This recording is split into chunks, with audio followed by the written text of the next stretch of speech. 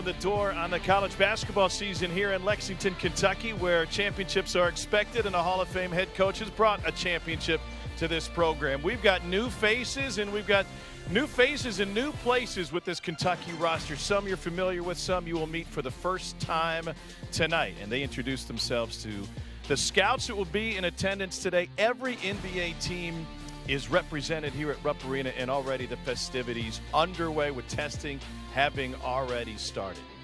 We will test Seth Greenberg's expertise today, and we will start with the big dog, John Calipari, joining us courtside. Tom Hart, Seth, Cal. All right, let's start with this event. You've done it for years now. What do you expect, and what do you want to see from your guys today? Well, it kind of breaks things up. It gets NBA personnel a chance to look at these guys. It gets them a chance to understand you are being evaluated. You know, we'll have guys in our practices and everything, but you're evaluated. And so you talk about, I'm giving you the grades to the test. I'm giving you the answers, I should say.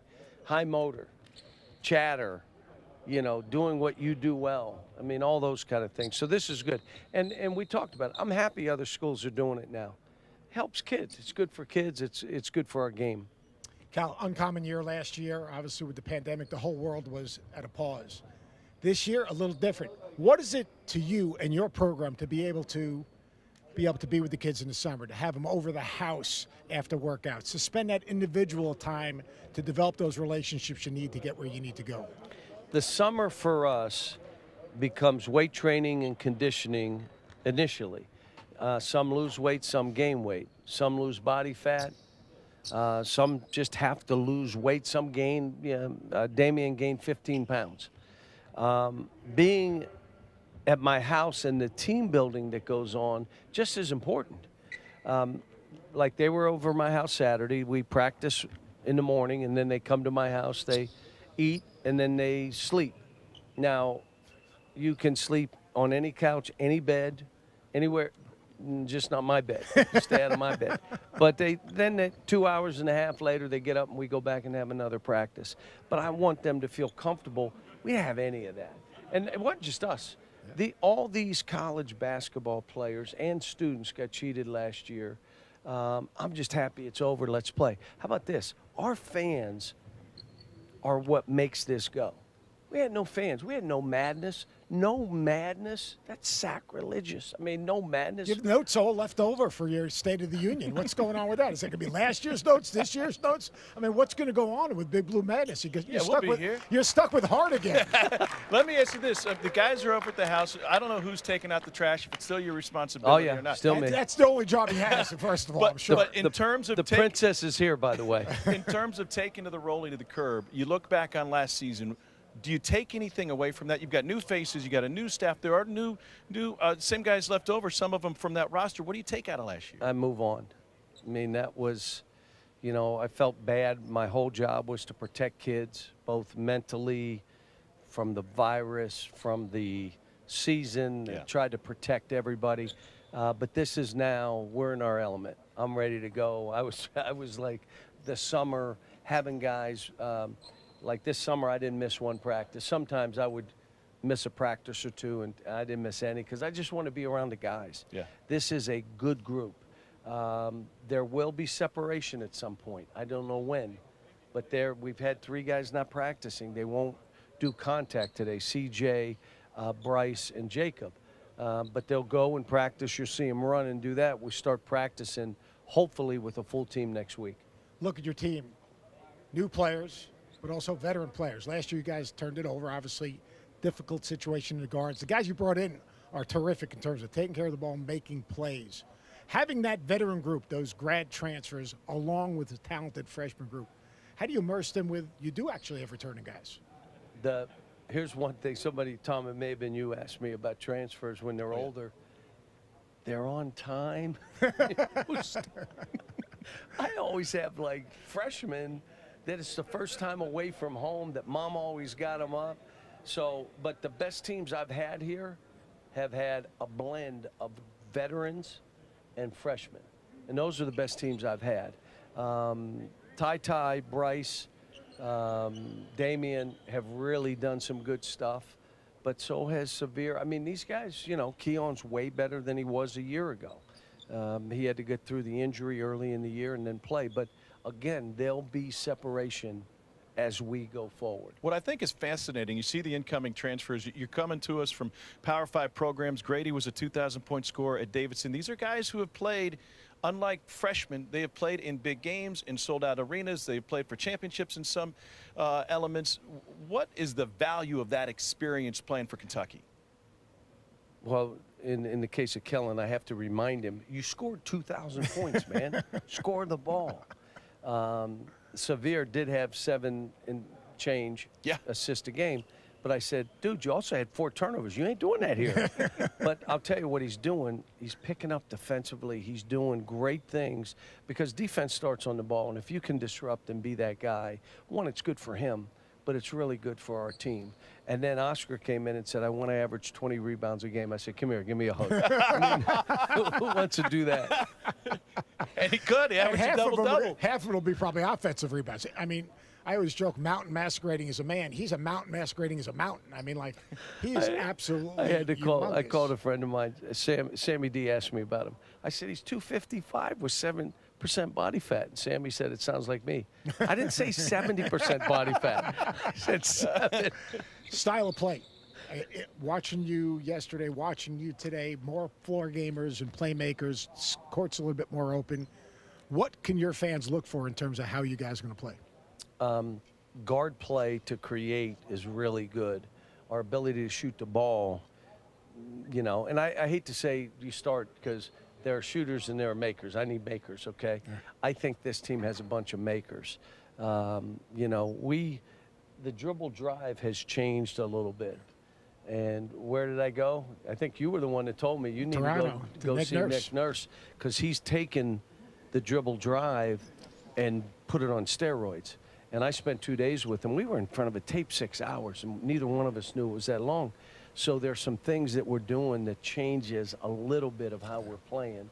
You know, first of all, I want these kids to be, if you're looking to play after this, let's do our job. Let's make sure we're playing in a way that you're going to help yourself.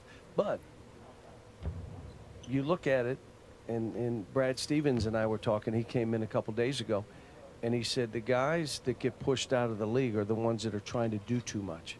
The guys that stay in that league are doing 2 and 3 things because he said 80, 90% of them, he said 480 out of 500 are role players. And you got to do whatever you're supposed to do really well. Don't worry about 10 things. Do 3. I think what's fascinating about the team that you have now with likely 12 guys who can play once everybody's healthy is what role do people take? And in this day and age of analytics, finding the right 5 that complement each other on the floor. As a coach, what's the timeline for learning not only who your guys are, you had them for 2 months in the summer, you've got them for 12 practices so far now, not only learning who they are, but learning who they are with others on the floor. And when the popcorn's popping and there's numbers on their back and there are people in the stands, we've all been there where it changes a little bit. Yeah, now it changes. Hark is at a cannon, I hear. So what I think will happen is when you're playing less people, 6 guys, 5 guys, they start really connecting. When you're trying to figure this out and playing a lot of people, it takes you longer. The other thing is we're going to play fast. We're going to be unselfish. We'll defend and do the things. But what exactly, how do we get into offense? I don't know yet. I mean, that's the thing. I get excited about it. I know may think I'm crazy, but the change makes you have to think and wake up early. And like I tell them, last night I was going to bed and I was slinking, you know, and I said, let's do this one today. They'll also tell you, we'll do stuff that I'll say, I don't like it. Stop Throw it it. out. Yeah, don't remember that, you know. So that's the fun thing about what we're doing here. And this group, I'm having fun every day I walk in the gym. I mean, we can tell you're engaged, no doubt about it. The hardest thing, you know, your favorite line, you don't have to make them all, but you can't miss them all. How Can't miss them all. How do I deal with, what is the version of that in broadcasting when I'm dealing with Hart? He's a turnover waiting to happen. Turn over to me, Jack. You have to ask me a question and engage me. This guy's taking credit for a fantasy camp that he didn't even. He championship. wasn't even the head coach. I was the assistant coach. I had was- great assistants. He was the head coach, but he had a great young. He has fun there. Oh, Andy, man. how about the connections, Those the guys? relationships, Oh, it's and all this? unbelievable. It's really fun. Hey, we're looking forward to seeing your team on the floor, to meeting some of your new assistants, to talking about this new era of college basketball with name, image, and likeness, and we can't wait for Big Blue Madness Friday, then the schedule, and we're How here. about that? Yeah. It's already on. Let's us. go. And people are going to be in the arena. Yes, I mean, like that's- Big Blue Madness, 21,000 people. It's going to be like you could feel. Like I think the Kentucky program, you got to feel. Yeah. When this place is rocking, you can feel the program. I'm sure you're excited This about that. this program is about fans, raging, engaged, all over it. Yeah, they I mean, stick around after games to listen to you. And how about if a player on the other team plays great, They love it. they'll give him an ovation as he leaves the court. I mean, these fans are what makes this program what it is. And we didn't have any. Well, the other thing is I like playing packed houses on the road. We didn't have those. I mean, so it's we're all ready. We're by it. I tell all of our fans, next, let's move on. It's time. So we're going to have a good group for you. We're ready to see the rage return, Thanks, no matter Kyle. who it comes from. Appreciate it, bud. Appreciate it. Great to see you. Thank you. All right, so let's talk about who this team is as they get a little bit more fired up on the floor. Seth, we mentioned it. This is a program that is as prideful as any. And last year, 9 wins, 16 losses. So you lose a handful of guys. You got the number 7 recruiting class, 3 in the ESPN top 100. C.J. Frederick comes in, great shooter at Iowa. Kellen Grady, incredible scorer. Oscar Tshiebwe, a double-double in the Big 12 at West Virginia. And Xavier Wheeler set to Georgia assist record last season.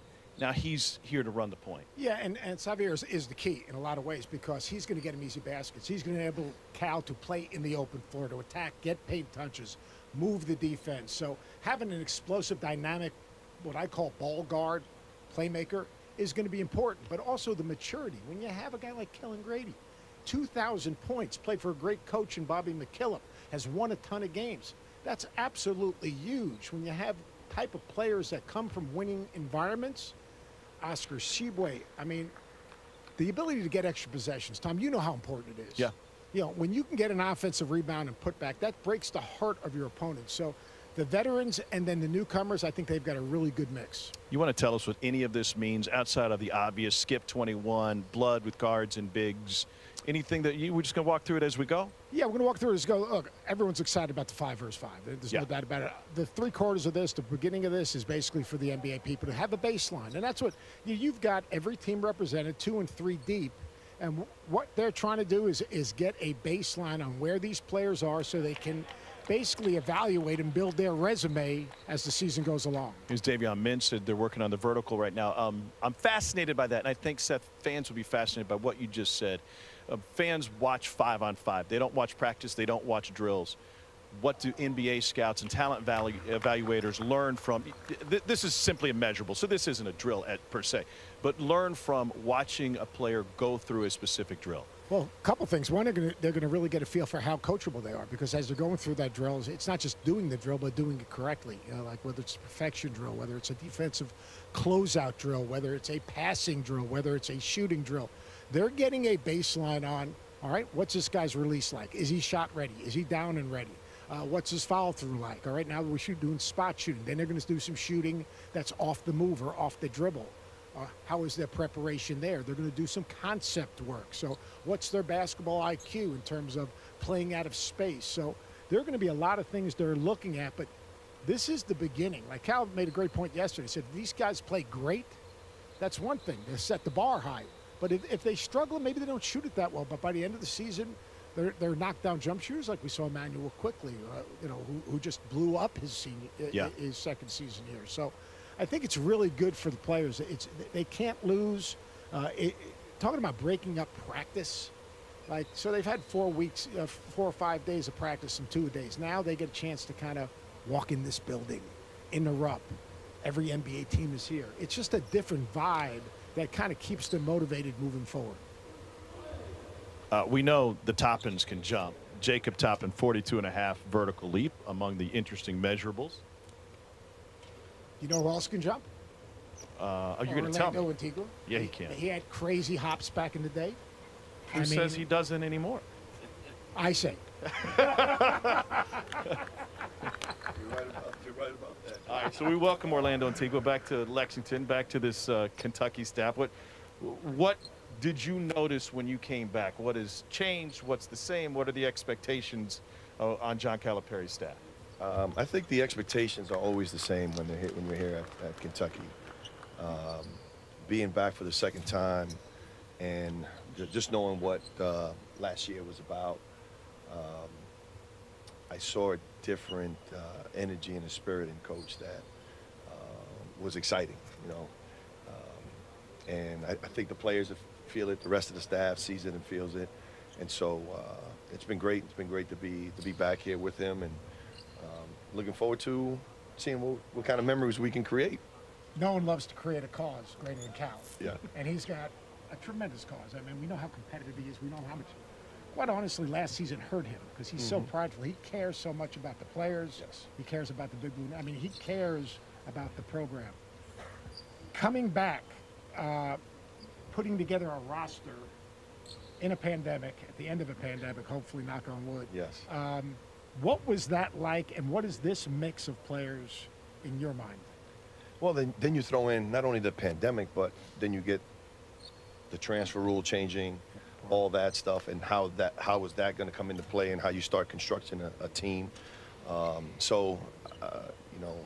It was a challenge to try to put all the pieces together, but I think that the pieces that we have here now really fit, one, the culture that we have. Secondly, the pieces fit each other in terms of what this team needs, from experience, the leadership, to high-level skill, athletics, and strength. And I just think with the influx of the young talent that we also have, that Coach brings in every year, the combination of things has got us really excited at this point. We're still early.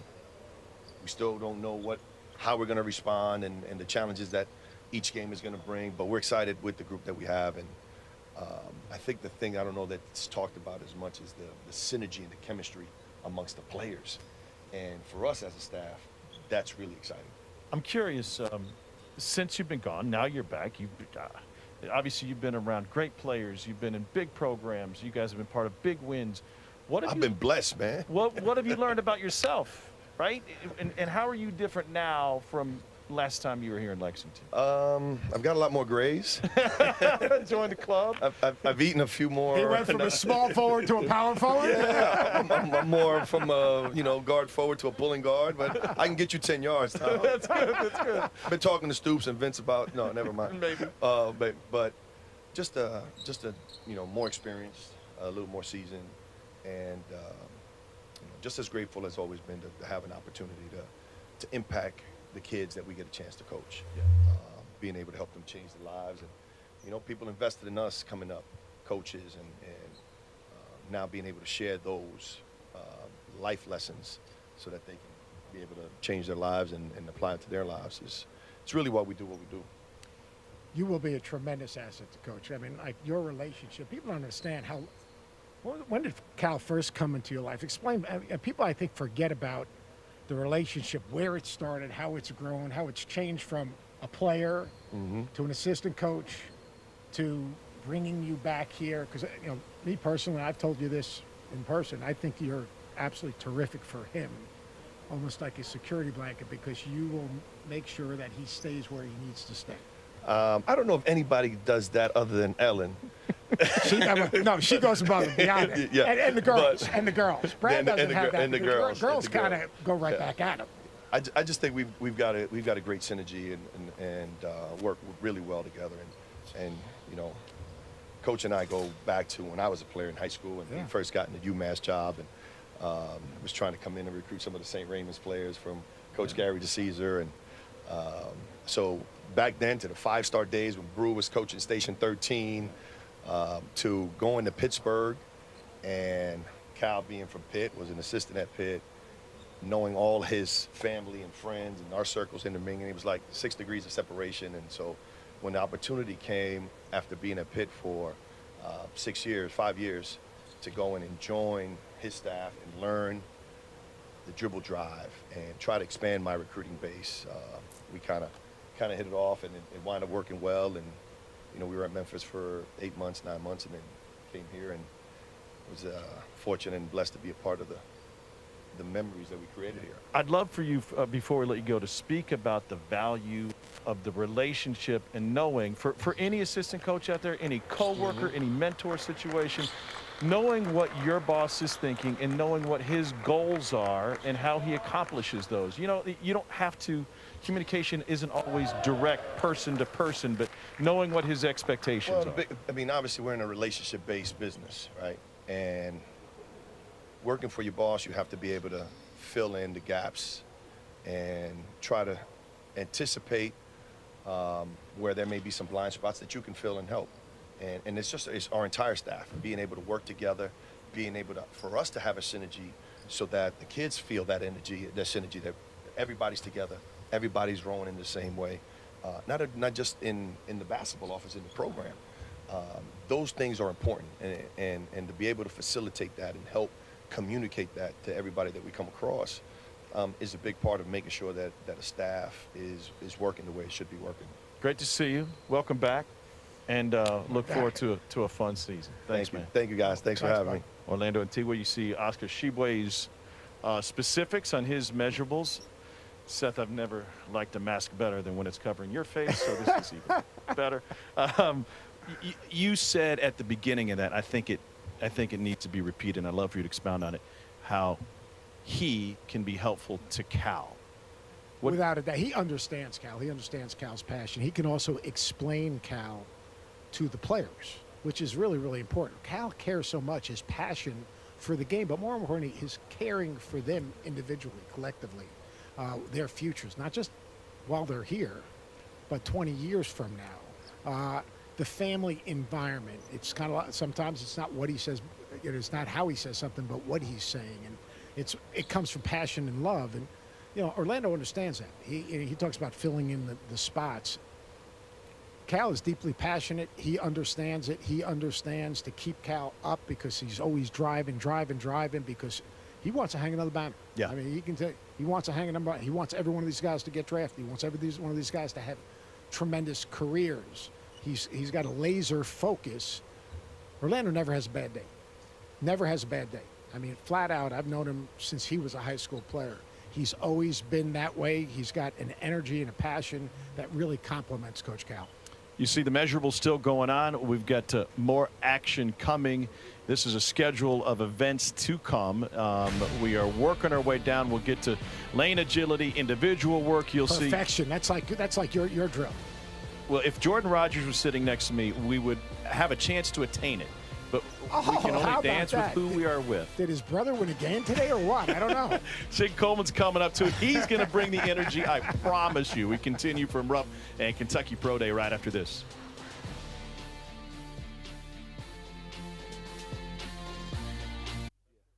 Big Blue Nation watching around the world. Live from Rupp Arena, here is your University of Kentucky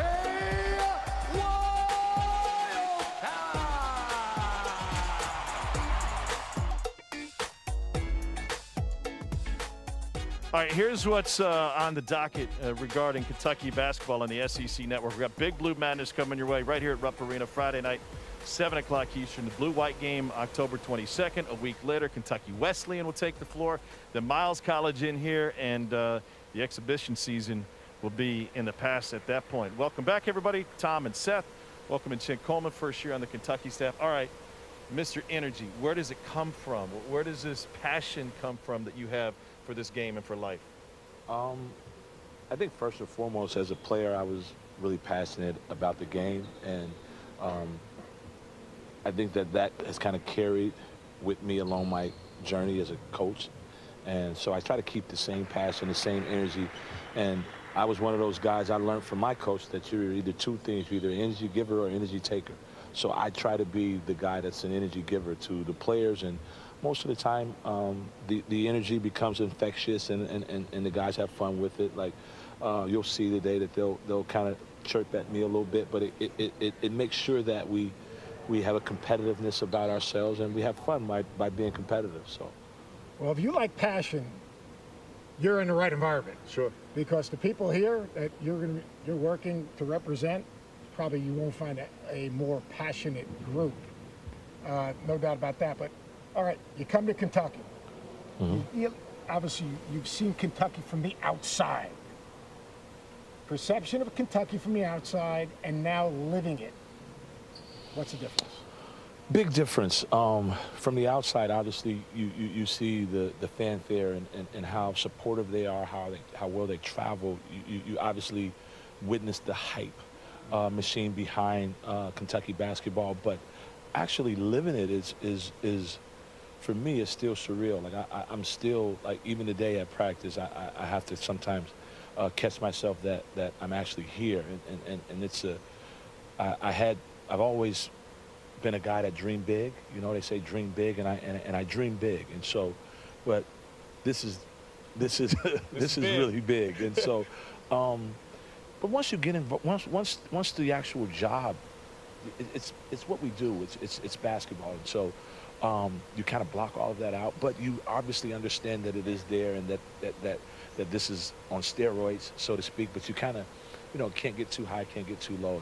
You got to stay even keel and perform and do your job. And so I kind of block the noise out. I'm not a big social media person. I don't have Instagram, Twitter. Orlando's got that covered. Yeah, that big old handle, all of that. I'm kind of not into all of that kind of stuff, but at the same time, Eric and some of the sports information staff have been on me about maybe thinking about doing some of that, because obviously people want to get to know me. They hear about my personality, but they don't know it because I'm not into all of that stuff. But who knows? Maybe Seth, I might.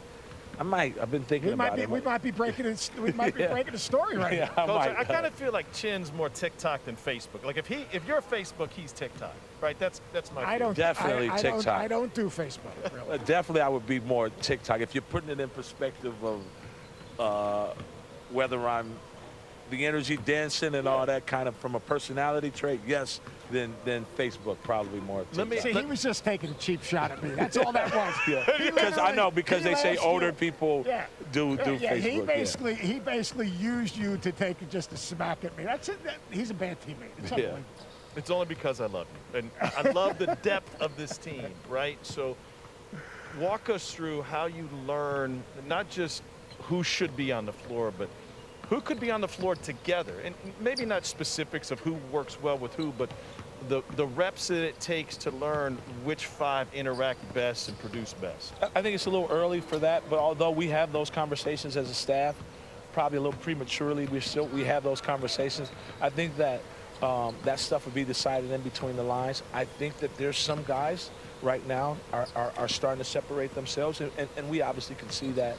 But at the same time, who knows? There could be some guys who come a little later, because we got three guys that's out that we're excited about seeing them when they can go full contact. So, but I think we have an idea, but right now it's just an idea. I don't think anything is set in stone in terms of the depth. We do have a lot of depth. Obviously, we have a lot of good returners. We have some good veterans that we got in the transfer market, and then our freshmen are really good. So it's a good problem to have, right? Yeah. It's a good problem to have, and it's a reason why Coach Calipari is who he is. He'll figure all that stuff out. So Yeah, people don't understand. In a normal, back in the day, practicing starts October 15th. yes, So, I mean, like, you've had, 6 practices? yes, I mean, right now, these players, for a lot of the veteran players, should have an advantage. yeah. The young kids, even though you had them a little bit in the summer, right, this is a whole new experience. Pro Day's a new experience, but everything's a new experience.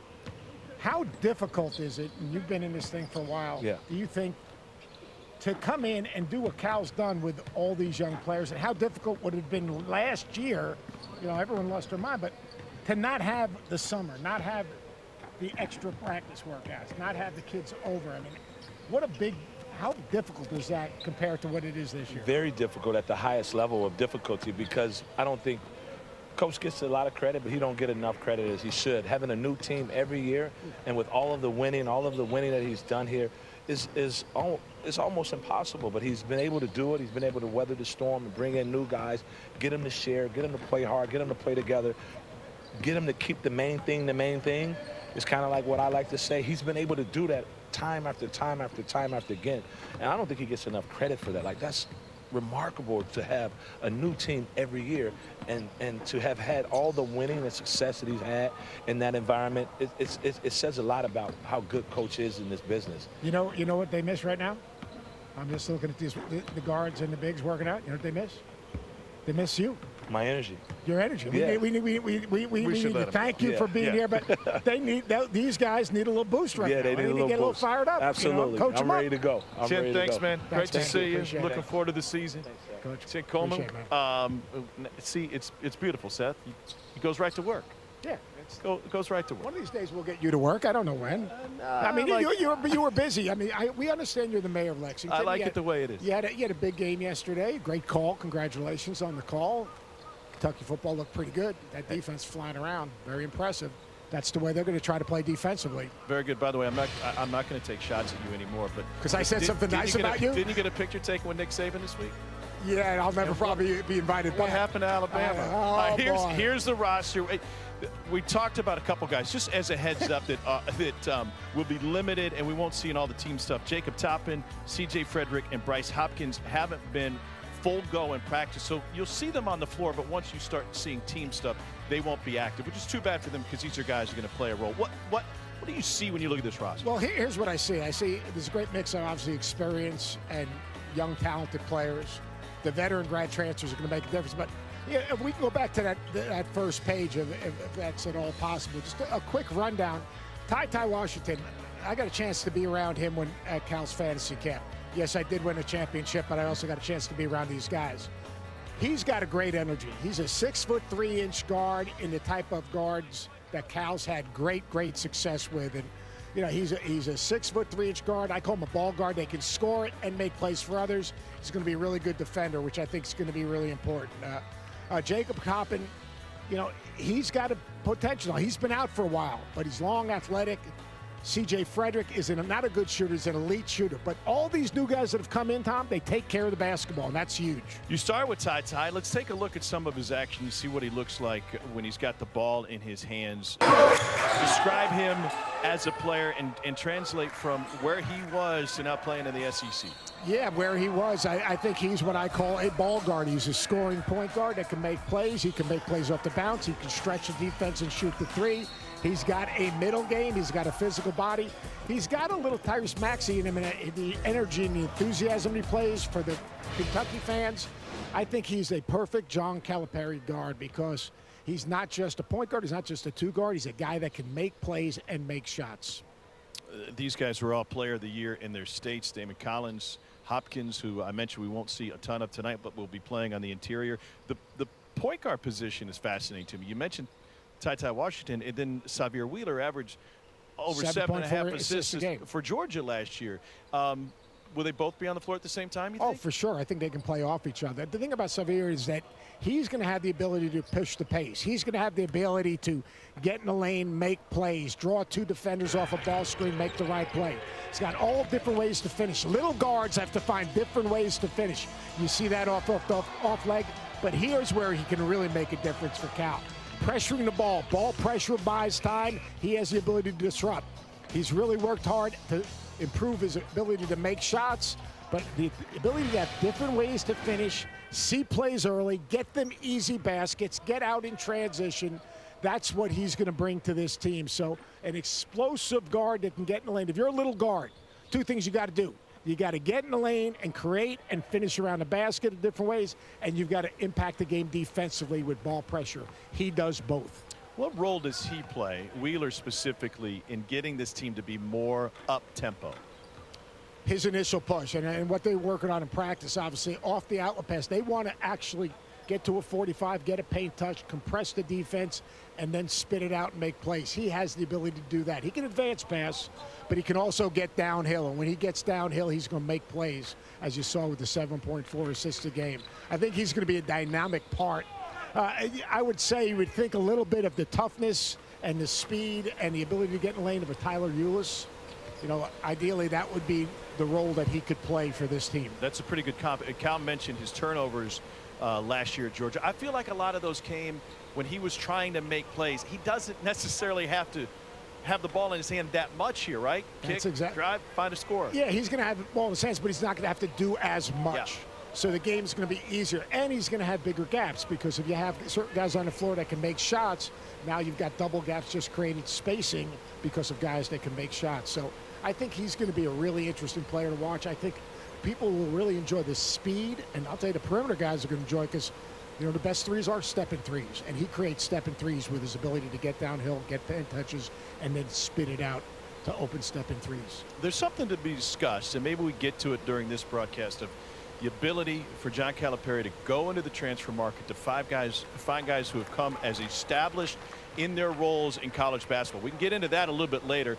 The drills continue now, and we're moving closer and closer to the next one. This is perfection. We'll get to 4-on-3 shooting. Pardon me, full court layups. I'm not even watching, the court's behind me.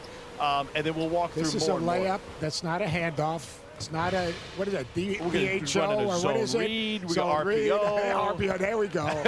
Here's what we got going on right now. This is, if you know what all of this means, then you can go have dinner with Coach tonight because you guys will talk deep ball. I But just can't wait to dinner because you're going to pick up the tab.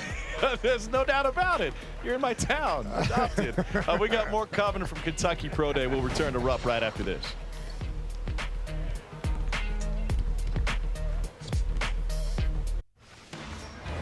All right, Coach Greenberg took us there. Here's what it looked like last night at Kroger Field, and this Kentucky team remained perfect on the season. Coach Cal, Mark Stoops, had a conversation this morning. Hey, man, just keep it rolling. They get #1 Georgia next week. Seth was in front of a television and joining this one. Will Levis, the heart and soul, the black and blue of this team, and, man, he was grinding it out. There's a comp to be made here, I think. 1977, they were 10-1. They had a fantastic season. What happened in 1978? A national championship for the Kentucky basketball program. That's me thinking out loud. Monday at 7 o'clock Eastern, Spencer Hall and Richard Johnson will be thinking out loud. They'll break down the weekend on the gridiron, maybe talk a little bit about Seth and the hottest topics. It's right here on the SEC Network and the ESPN app. Kentucky now #11 in the country. That was really professionally done. I mean, that was really good. That's good for you. I mean, I'm very proud of you. That was really professionally done. What, do you think I'm doing this for free? That's unbelievable. I mean, I'll tell you, it blew me away. That was... I'm honored to be part of that. By the way, the defense in Kentucky yesterday, as I was sitting at Tony's eating my steak, unbelievable. Absolutely unbelievable. Flying around, knocking the ball. Unbelievable defensive Dynamite exhibition. product drop and restaurant drop. All right, let's walk through perfection. What's basically Cal looking for? the speed of what they're trying to do right now. For the NBA scouts, what they're watching right now, passing, catching, cutting, their ability to make plays on the move. And for John, you talk about turnovers. Last year they had more turnovers than assists. You want to play fast, you know what you got to be able to do? Pass and catch on the run. Come to a jump stop. Be on balance. And that's exactly, he was obviously not happy with some of the things that were going on right now. So what does he do? A little accountability. For a lot of these guys, this is new, right? The pro day is new, especially for the freshmen. You may have been in workout scenarios too. I actually think, and you tell me I'm wrong here because I know you will, but to normalize this and to say I'm holding you accountable, we're running sprints for the mistakes you guys have made, just like we would in a regular practice. Forget about those guys on the sideline for a second. Yeah, but that's the standard's the standard. Yeah. And there's a certain standard here at Kentucky. There's a certain standard that he expects from his players. And whether they're working out in front of 30 NBA teams or they're working out in the Kraft Center, he's going to hold these players to the standard. Basically, he's going to continue. He did that to get them refocused. He understands how important this is. He wants them all to do well. Now he gets their attention as they go into some individual work. And you can see Orlando Antigua working with the bigs. And they, basically just simple things. And Oscar Tshiebwe eating glass. A missed shot for Oscar Tshiebwe is like a pass off the back. Pass off the backboard is... A missed shot's like a pass off the backboard. Yeah, well, he led the nation in offensive rebounding. Yeah, it's a joke. And he comes in and tells Cal he wants to average 20 rebounds a game. And here's another thing to point out, just for viewers sitting at home watching this. This is a drill, especially you're a high school coach, you're a high school player, a young kid. This is a drill that Kentucky does every day in practice. You know what they're looking for? Not only rebounding at the point, but everything's got to be two hands. All right, this is really, you'll hear Cal say this all season. David Collins is going to be a beast, by the way. Maybe not right away, His length, he's a pogo stick. He's That's number explosive 4, just off got the ground. rebound. Number Yep. 4 right there. He's got a chance to do something pretty special. He understands where he is, played at a lower level in Texas, but his athleticism, his length, his quickness, he can face up, he can shoot it some. He's going to be fun to watch. Do you do that, like, after you make a good call? Give that little grunt? Yeah, I grunt like Monica Seles every time I return a serve, no doubt. I think Kentucky fans, after last season, whether they were in the arena or not, or the frustration with the lack of team success, I think they just want to see guys on the floor, right? And they want to get introduced to this team. They want to know who some of these faces and names are. Yeah, look, success is a journey, not a destination, especially here when you're immersing young players with experienced players, and they're going through this for the first time.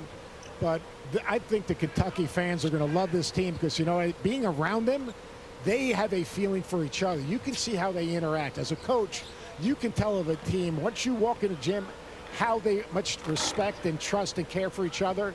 And this team really has a good feeling about them, which I think is going to be fun to watch as the season moves along. This year's team more athletic than last year's? More athletic, better guard play. I think they'll have more shot makers, and they're going to be more experienced. So, last year was, I take last year, and you've got to put that in a rearview mirror. It's a next play mentality because of all the things we talked about earlier. These kids came to campus last year, 14 days. They're in quarantine. Coach Cal could have no contact with them. When they went back during the season, they'd go back to their rooms. They weren't even allowed to interact in the lodge with each other. You can't build a chemistry and a trust with that many new players in that environment. Now, he's got access to them. They have the summer. They've developed the trust. They understand now what it's like to play with other good players, which people don't understand. A lot of guys come to college, they've never played with this many good players. Accepting roles, embracing roles, all those things are being defined. It starts in the summer. It starts in the preseason. It starts with the relationship building, and that's what's been so important so far for this young team. Among the starters that will not return, that have gone off, here's a look at some in the NBA, some in other programs. You mentioned the guard play that it was just really wasn't hard. up to the standards. Yeah, look, they turned it over to high level. They didn't shoot it very well. They didn't have that dynamic guard that can get in the lane and make the game easier for someone else. Now, a lot of that might have been because, quite honestly, they didn't get a chance to be developed.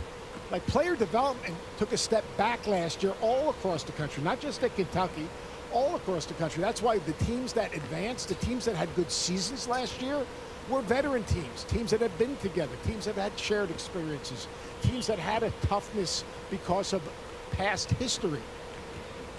Young guards in this situation playing with other young players, really difficult. But this group here, whether it's Kellen Grady, a 2,000-point scorer with great maturity, Xavier Wheeler, who's a tough physical guard that's made plays and had success at Team SEC, there'll be a difference in their guard play.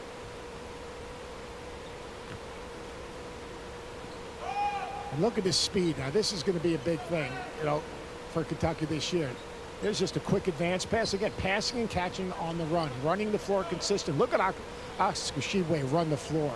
He's much quicker than I thought. Not just a big physical rebounder, but I've been impressed with his ability to recover in a stance, his ability to change ends the last 2 days watching him.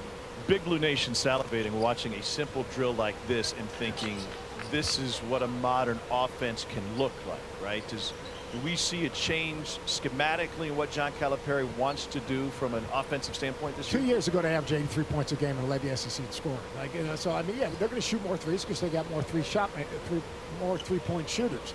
They're going to play faster because they have a dynamic guard that can get in the lane. People forget dribble drive, which is what we know is positionless basketball today. That started at Memphis. That's where he had a team where he played dribble drive. They played fast. They played in transition. They played creating double gaps, which is to create space for guys to make plays. This team has the ability to do that because the roster is more positionless. Now, I'm curious. We're looking at one team right now, right, within the scope of not only college basketball success, but also the SEC. The conference you've talked about is loaded Conference is so good. I mean, the conference is good. The conference is deep. The conference is recruited at a high level, freshmen, incoming freshmen, and through the portal. And the conference has great coaches. The coaching in this conference is as good as any conference in college basketball. Final Four national championship caliber coaches.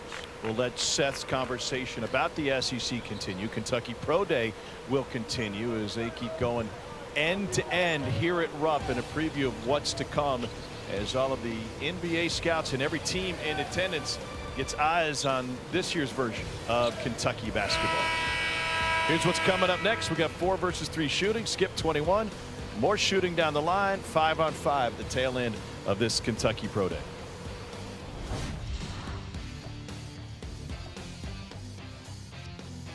Half of Out of Pocket in the house for Big Blue Madness on Friday. Andrea Carter will be here, and on the television, Out of Pocket comes your way every Wednesday at 7 o'clock Eastern with Andrea and Alyssa Lang. 1 hour every Wednesday, 7 Eastern, right here on the SEC Network and the ESPN app. Every NBA team represented, multiple GMs here today as they kind of go on the nationwide tour of Pro Days. And that's a new thing, Pro Day. I mean, John Calipari started Pro Day years back when he had that 2-platoon terrific Kentucky group. But Pro Day is part of the process for these NBA scouts to evaluate the future of the NBA. And some very familiar names, including Executive Vice President of the New York Knicks, William Wesley, in the house.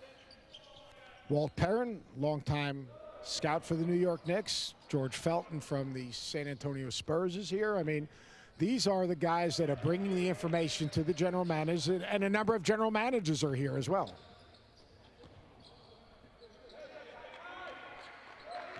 How often, I think viewers would be interested in this, do general managers and do scouts come by at this time of year outside of Pro Day? If coaches allow them in, they probably 2, 3, 4 days a week, they're going to go and see certain programs, certain players. They're going to try to get a baseline evaluation. The interesting thing, some of these guys are going to be here 2 days. Yeah. So they're here for today's broadcast and Pro Day, and this is more kind of the very much a baseline. But then they'll be back tomorrow for a normal practice, which will be good. Right now, if you're watching what's going on the floor, notice the spacing right now, what they're trying to do. Get a paint touch, make an extra pass, be shot ready on the perimeter, share the basketball. There's one more. You always have a mentality of good, better, best, and that's C.J. Frederick. C.J. Frederick is shot ready. He's a 46% career three-point shooter, and that's the one area that Oscar Tshiebwe, he's got to get better on. They have him in the dunker spot right there, but he's got to take better care of the basketball. But let's talk about Frederick for just a minute, because we may not see him on 5-on-5 because he's still limited from a health perspective. How does he fit into what John Calipari wants and needs? Well, he's a big time three-point shooter. He's also a very good defender. He's a high IQ guy, a very good passer. He's got toughness and experience. He will open up the floor for dribble penetration. He'll open up the floor. If you do not respect him, he's going to burn you right here. That's a quick release right there. But he's an elite shooter, but he's much more than just a shooter. What he is he's a very good basketball player. Let's take a look at some of his highlights already in a well-established college career playing at the Big Ten for the Iowa Hawkeyes. Yeah, a little middle game right there. There's a kick out. He steps in. He's shot ready. Watch. Always terrific balance behind the basketball.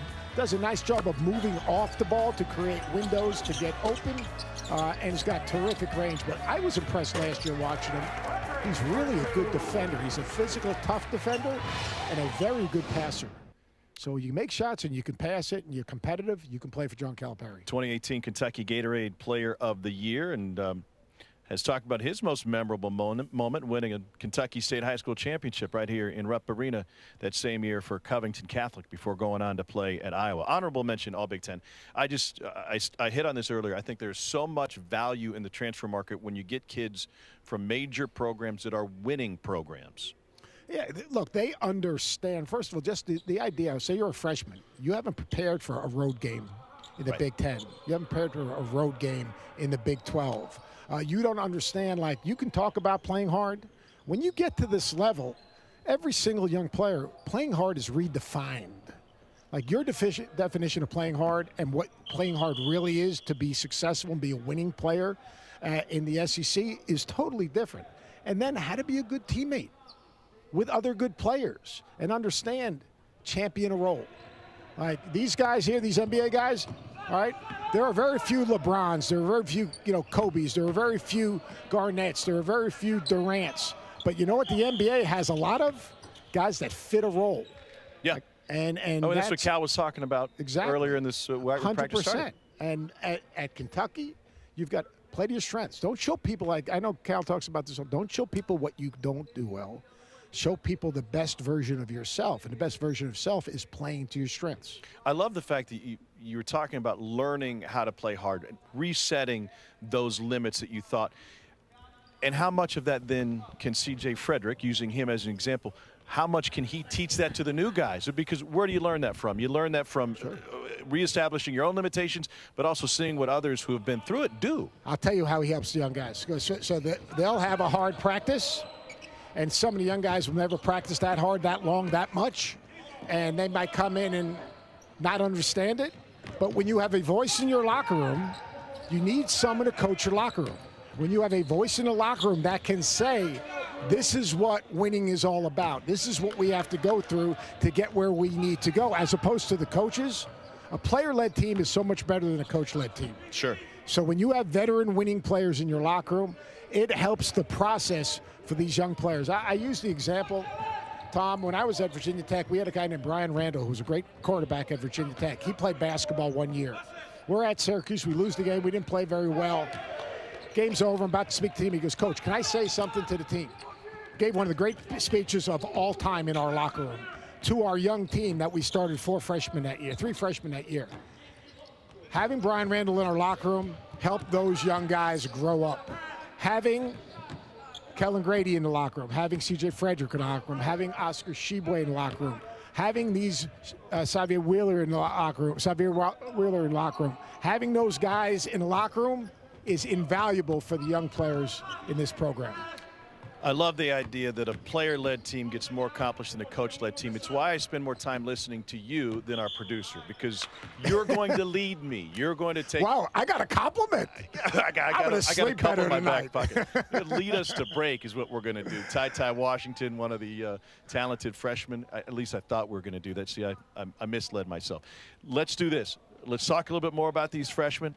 Let's talk about what is available to kids on campus nowadays in terms of name, image, and likeness, and how Kentucky basketball is doing it as well as anybody. We'll talk with TJ Beisner, head of player development here at UK, when we return. Kentucky Pro Day rolls on from Rupp Arena.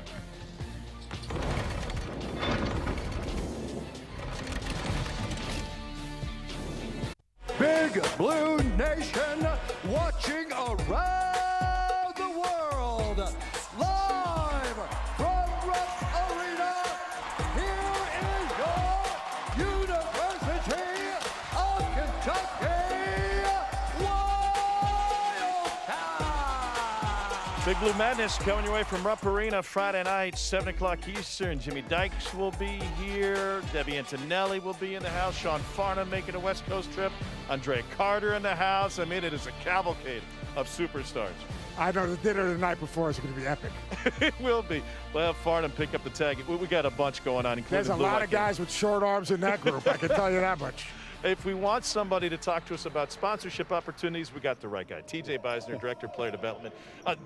That title used to mean something totally different. Now in this new age of name, image, and likeness and endorsement deals available to players, boy, oh boy, it's a whole new world out there. How did you and John Calipari first tackle this? Well, you know, Cal, being the kind of guy he is, has been thinking about this for a long time, and he's a coach who is more than a coach. He's a business mind, has had a lot of good ideas, so we've talked about it for quite a while, and the opportunity existed to kind of cover the traditional player development as well as take on the NIL, and so my role with the team is kind of being the coach off the court.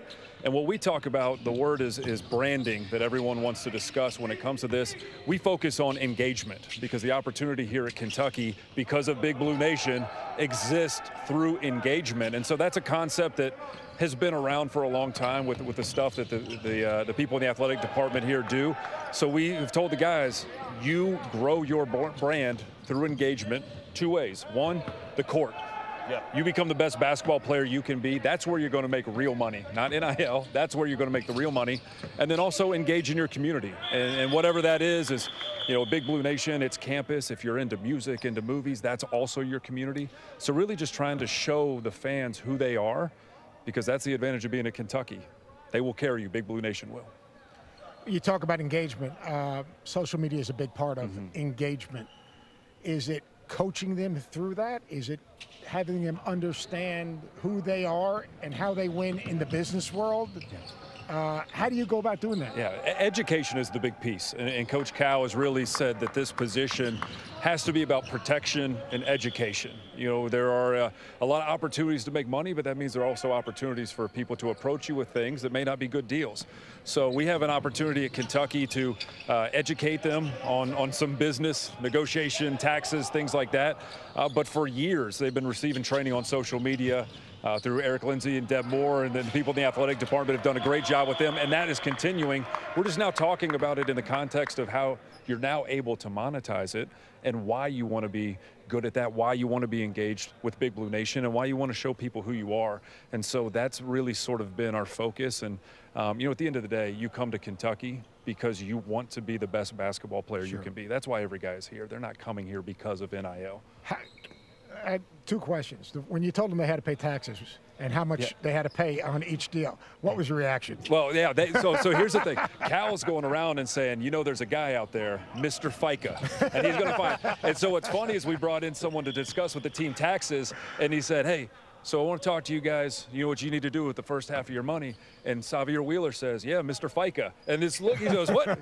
What? So this is a, it's a really intelligent group. I know you've got a chance to know them a little bit, but this is a group of kids who has really adapted to what they're able to do. But they're all so excited to be here at Kentucky and to get to know these fans. And we're going to get people back in Rupp Arena that it's been an easy education. But it's probably going to, we're going to start playing games. It's going to change again. TJ Beisner's with us now. Non-specific to any player, but I'm curious, as we have seen how it has played out on the college football field, you have quarterbacks that have major deals, multiple car deals, $1 million deals in name, image, and likeness on their respective campuses who have been benched. So walk us through what some of these contracts may look like, and are there performance clauses in them, and is that legal to have a performance clause? Well, what we're telling our guys is we can't coach them on the contracts that they have, family members or whoever they're going with. But so much of what you're going to be able to do is going to be tied back into how you perform. And so that needs to be your focus. And so when we see most of social media right now, and the numbers are, I think, like just general nationwide, 80%, I think, are the social media posts. Our guys are getting opportunities that are specific to them and across the team. I mean, they wanted to give 10% back to charity. They asked, hey, if you want to do business with our team, each of us will do it with you, but we want you to make a donation. And so they're all different. And what I have been encouraged to see is that everybody who's on this team who is engaged in NIL has not let it distract them from basketball, and also has been a part of, their deals are things that are important to them and also help them connect with the fan base here. Some of their deals, team-based, like inclusive. Yes. And so the way the rules are here in Kentucky is you can't say we will give you a team deal. They can't do that, but they can go to every single player. And our guys, this is a close group. I'm sure the coaching staff has talked about the relationship they have with each other. They've really taken the initiative on that. And so my role so far in the last couple of months has been education and has been sort of managing some of the questions of, well, can I do this, can I do that, and putting them in touch with, we have a compliance system at UK that we are using to approve contracts and make sure they're going to stay eligible that has been really phenomenal. Before we let you go, you mentioned something I think needs explaining. Here in Kentucky, every state is different, and the NCAA has not put its arm around this yet, as far as I know, to say, here's the blanket rule for all of the NCAA, which certainly can create a headache in many different ways. Do you think that's coming? Well, I don't know. And that's what, Cal, we talk about this very often. I know that there's been discussion for a federal law. They've had a couple House subcommittees where they've discussed it.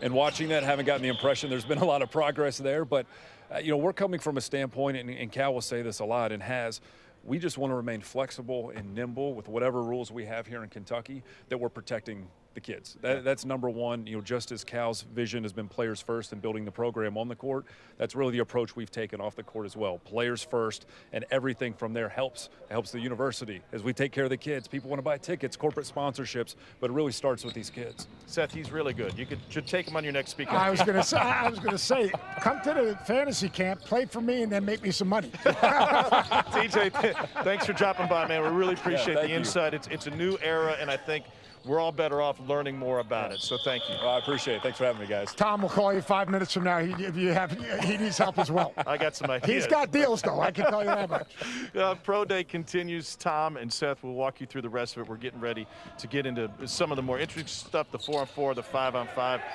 You're trying to talk and watch and interview at the same time, Seth. Do you see anything that has stood out so far? Yeah, right now they're just, as you noticed, they're trying to play fast. And there's like Oscar Tshiebwe initiating offensively in terms of pushing it. They're just working on spacing now.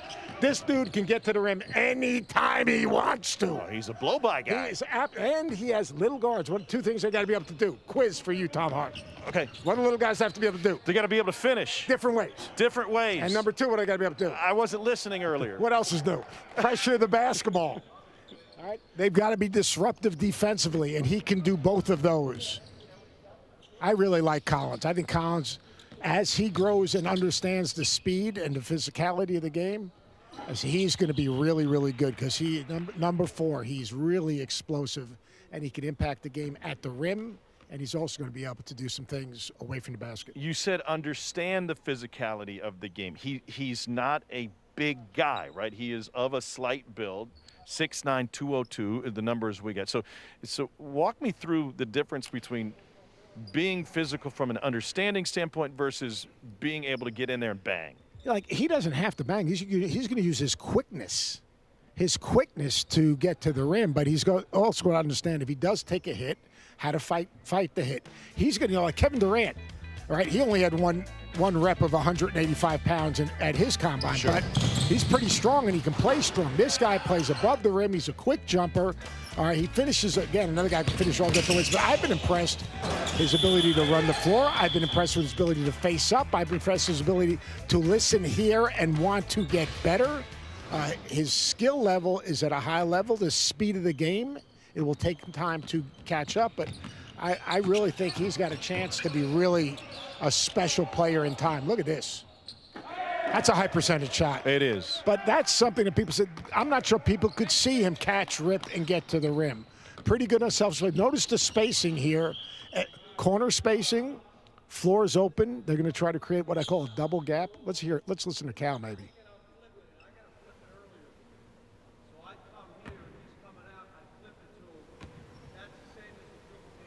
All right, he's talking about on instead of just straight dribble handoff of you, he's going to flip it to the pass ahead. That guy can continue it on almost like a dribble handoff and get a little brush block on the ball handler. Notice the number of different guys that are handling the ball.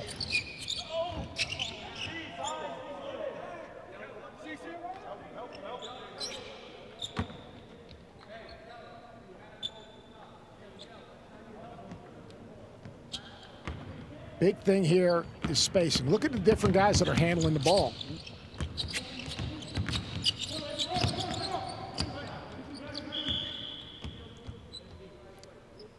Yeah, they're really working on trading, attacking, flattening the defense, moving the defense, and then making plays for each other. And a lot of that was like, say, on hit-aheads where a big one might bust it out for a dribble or two advanced passer. But having Cal have all these different guys handle the ball, you know, right now he's trying to push the sides of the box out. Obviously, he'll simplify that when they start to really define roles earlier in the season. We are cruising right along, and when we return, we'll have an opportunity to talk with some of these guys, get to know them a little bit, let the viewers get to know them a little bit. John Calipari's team going through all the tests and drills. Measurables are done. They're on the floor now, and we're getting closer to some 4-on-4 and 5-on-5. We continue from Kentucky Pro Day after this.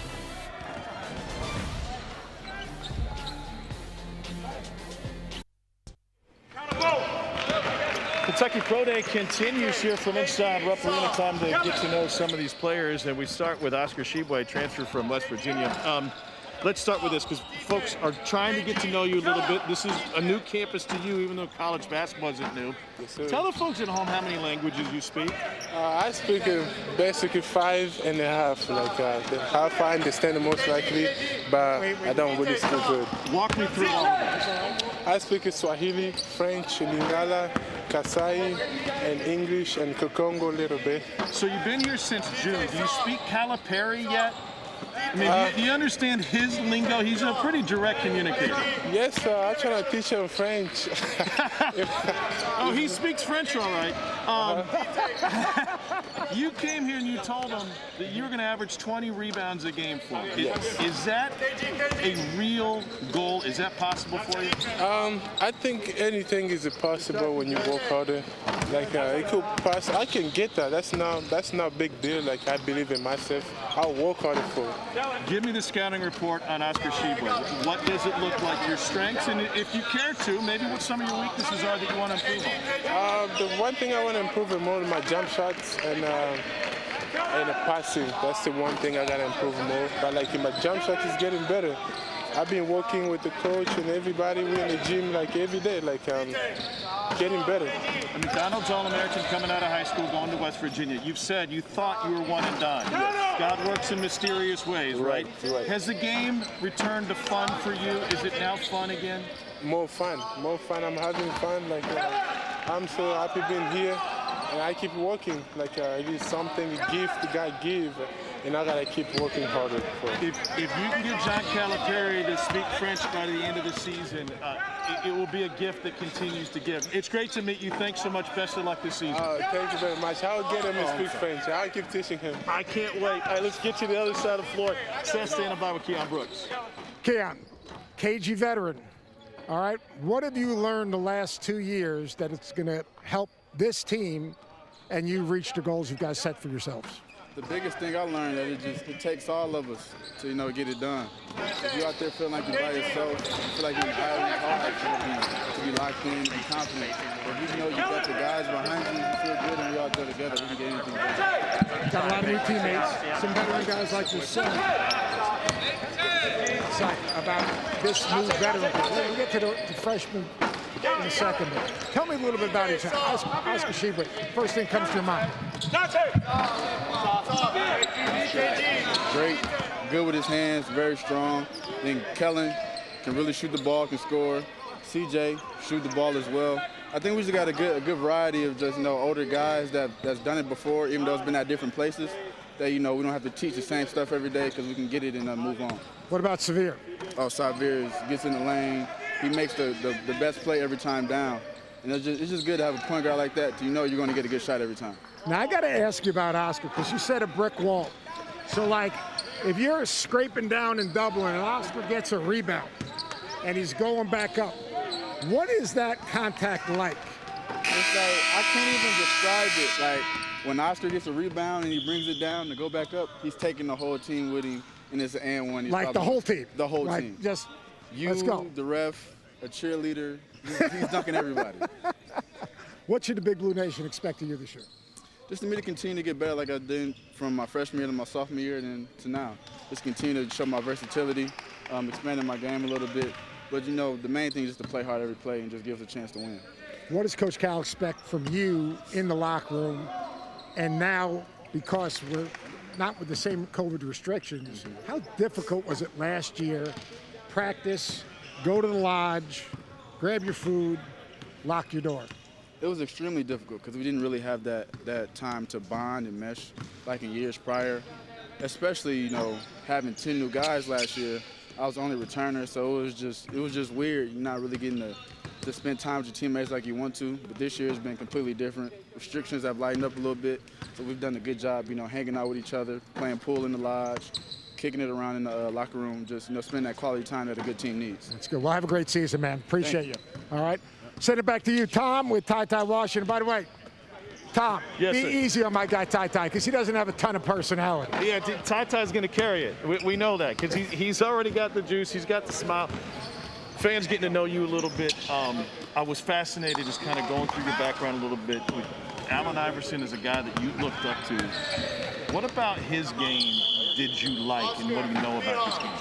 About his game is just like he was an undersized guard, but he had a killer mentality.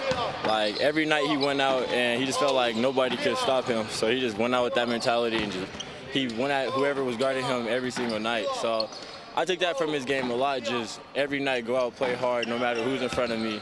Just go out there and compete.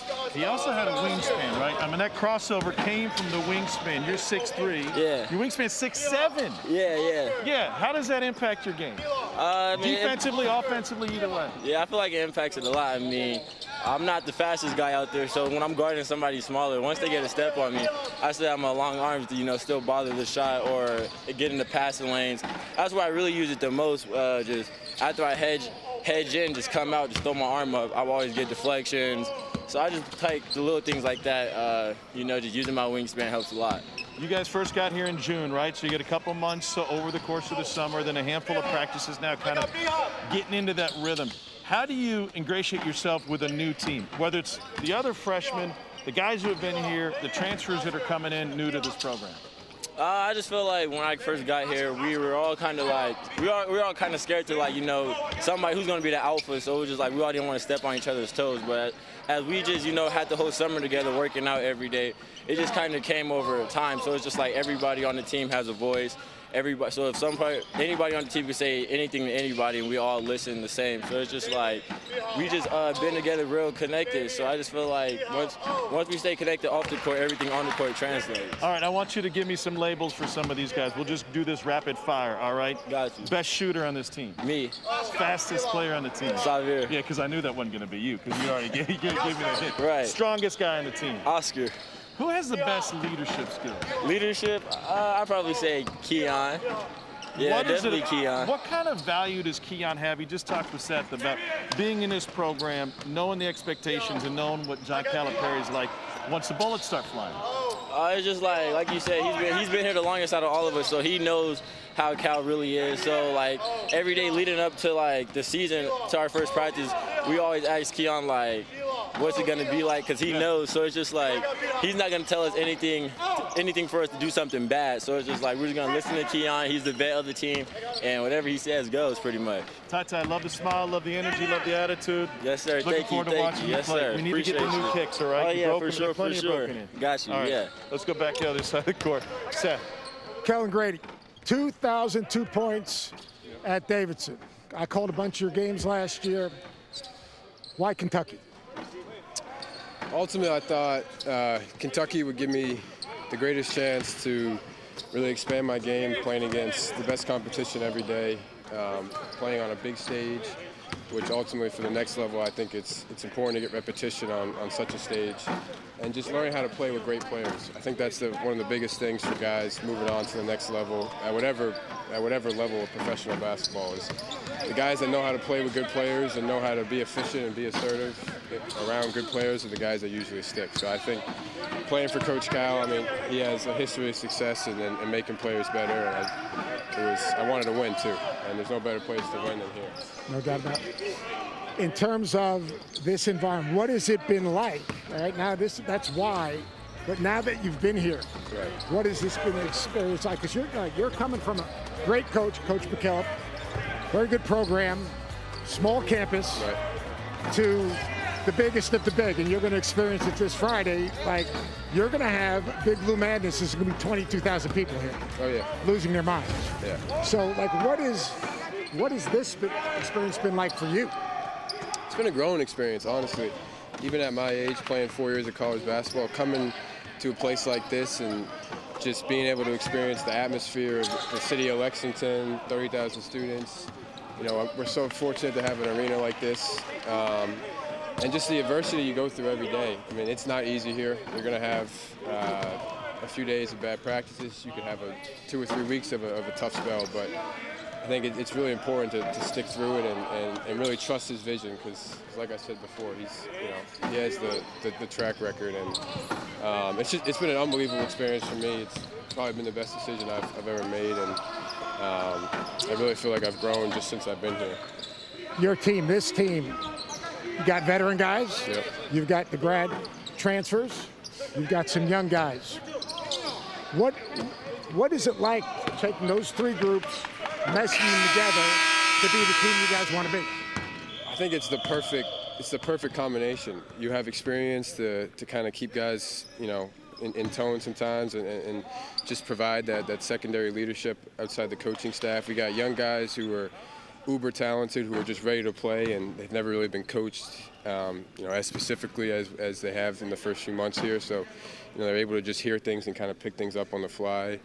And then we've got the mix of guys who's played a couple years, and I think in all sports, when you have a combination of young talent, kind of middle-aged talent, and then some veterans, it usually leads to success. So great. Have a great experience. Thanks, Seth. Appreciate it. Go Big Blue.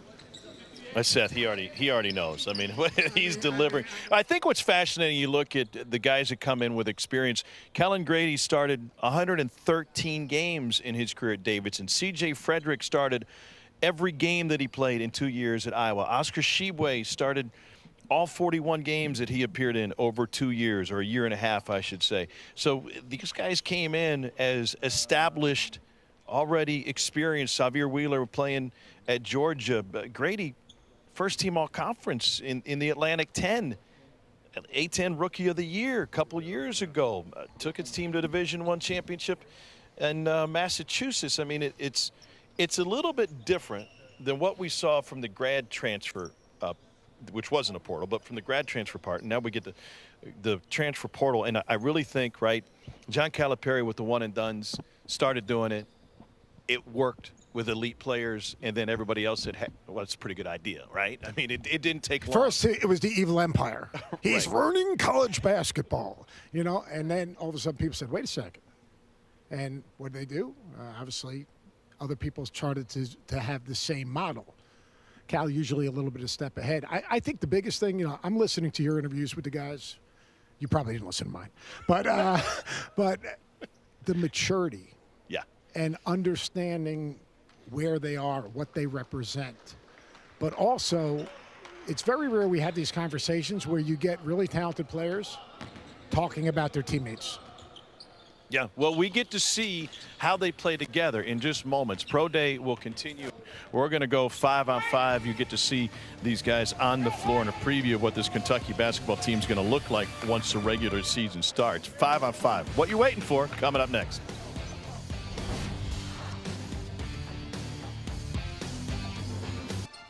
Monday, 7 Eastern, 6 Central. Our next Thinking Out Loud, presented by Regions Bank. Spencer and Richard break down the weekend on the gridiron, talk about the hottest topics for the coming week. Seth, I want them to talk about the fact that you go and see Nick Saban in Tuscaloosa, and he loses for the first time in like a year and a half, 2 years. You need to give that up a little bit. You really need to give. By the way, you think out loud and everyone hears you. I mean, it's unbelievable. It's like amazing. But I'll tell you, they're doing this defensive perfection drill. Big time shot by Damian Mintz right there. But their ability to switch, their ability to pressure the basketball with multiple guys. I mean, here you got Damon Collins. He's defending the ball full court. He's 6'10", 220. All right, he was out there pressuring the ball. But watch the guys behind. If you can't guard the ball at the point of attack, you can't play defense. But now we have Oscar Tshiebwe guarding the ball, and all he's doing is working on. I mean, that's 6'9", 240, 255. Pretty good job. But watch how they're staying in the stance. Watch how alert they are off the ball. Watch the closeouts right there and the pressure on the ball. Really impressive defensively. I want to go back to Tshiebwe for just a moment. We know what he can do on the glass. He's a double-digit scorer. How does a guy that size fit in defensively in this age of college basketball? Well, he's going to have to guard spread ball screens. I mean, especially in this league, Alabama, Auburn, they're going to bring their bigs away from the basket.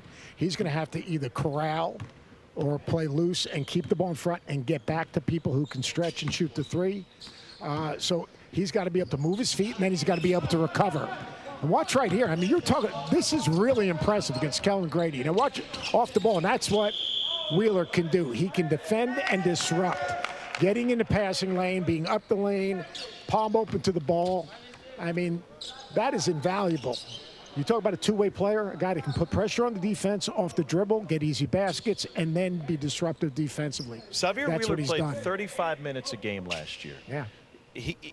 nobody on this my team can career. play 30. See, you said it. That's good. It's funny when you say it. It sounds mean Not very when funny. I say it. Exactly. No, no one on this team is playing 35 minutes a game, right?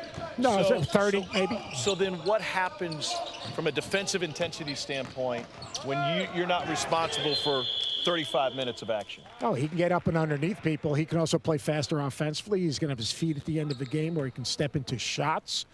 And then you saw the rim protection. One thing Kentucky's always been able to do is protect the rim, and Collins, his ability to protect the rim is going to be really interesting as the season goes along. I like that. They're going to switch 1 through 4 out here when they get going, which is, point guard, 2 guard, small forward, power forward to be able to switch. Maybe even Oscar late at short clock. I'm impressed this early in the season. Watch when they do have to switch, how they do a nice job of coming together. Like, switching's all about coming together. Like, Lance isn't going to switch. He's a 5. I thought Mintz did a really good job last year. Defensive, look at Collins up at the rim. Like, if they get Collins to go to the glass every single possession, with his length and his explosiveness, like you don't have to be physically strong to do that. You can beat people with quickness. Sure, and agile enough to explosiveness. get around them and get above them. Exactly.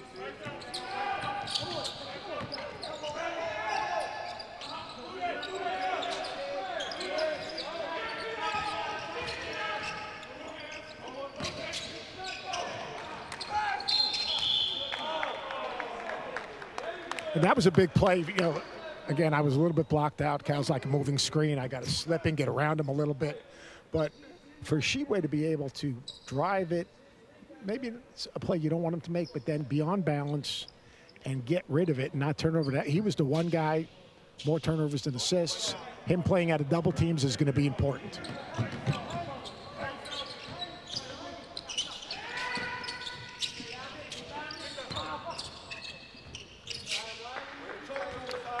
Missed block out right there.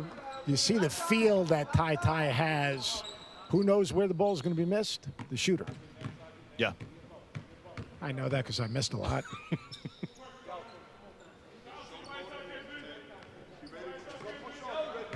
Versatility defensively, Tom's going to be interesting.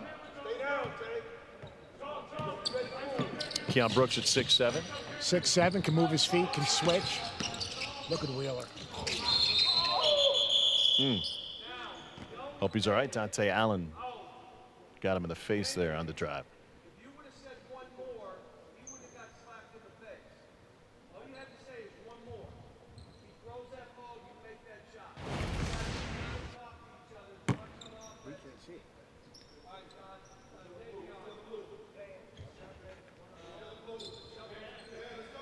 Sahvir will take a break here and get some attention from the athletic training staff. Dante got him after he was able to get a half step on him. One more. We hear that all the time in college basketball practice. If people aren't familiar with that, what are we talking about? I call it a good, better, best mentality. Give up a good shot to get a better shot to get the best shot. When you get the ball penetrated and the first pass gets you a good shot, one more gets you a great shot. Yeah. So make one more pass, because that next pass is a step-in three or a more open three because you've spun the defense and put him in rotation. And, good teams that have great trust and great confidence in each other are going to make one more pass. And that's the amazing thing that Cal's been able to do with just mainly freshman teams, is get guys a mentality to give up a little bit of themselves to make the right play. Well, the key that you said to me, the key word is confidence. It did not strike me that was a very confident team last year. I mean, we know great golfers who are among the elite in the world who lose their confidence. How do you reinstill it as a basketball coach? Well, I think you got to reinstill. Last year they didn't have an opportunity to reinstill because they didn't get a chance to spend the time to empower guys. Because if you're getting negative results, early season was really tough. They didn't have those early guarantee games that they normally would have. Right. They didn't have the individual workouts. They didn't have the individual meetings, the meetings at Cal's house with the players. So it was more difficult. But now, all right, they got to have a next play mentality. And that's a big-time dribble handoff, and Dante Allen coming off shot ready. We know that's Dante nice Allen play. can score. He's got to pass He did against Mississippi State twice last year, shooting behind. What else does he need? Pass and defense? He's got to take care of the basketball. He's got to be strong with the basketball, and he's got to be a little bit more competitive defensively. He's going to make shots and then compete offensively. What I mean by that is Can he make shots? Sure. So how do people going to guard him? They're going to try to take the jumper away. So he's got to wait on screens. He's got to cut harder. See, there's the turnover right there, not reading the defense. Great play by Keon Brooks, though, defensively. That's just not he wants to make the right play. Slow down. Slow down, read the defense. This is good intensity right here.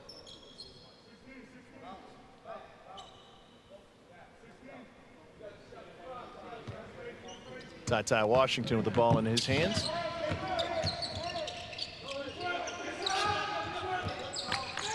Oscar Tshiebwe, transfer from West Virginia.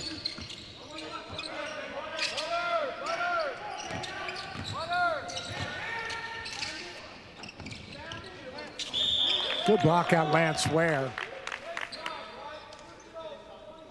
I'll tell you what, for this early in the season, some things, all coaches are looking for, not just here at Kentucky. Talk defensively. Right. Be connected defensively. Be alert defensively. And then offensively, spacing, sharing the basketball, all right, playing for each other. And, again, 4-on-4 is more space, so things are exposed a little bit. But to be able to cover 4-on-4 is really difficult because your closeouts are longer because there's more space you've got to cover. So I loved going 4-on-4 in half court, especially with pressure on the ball.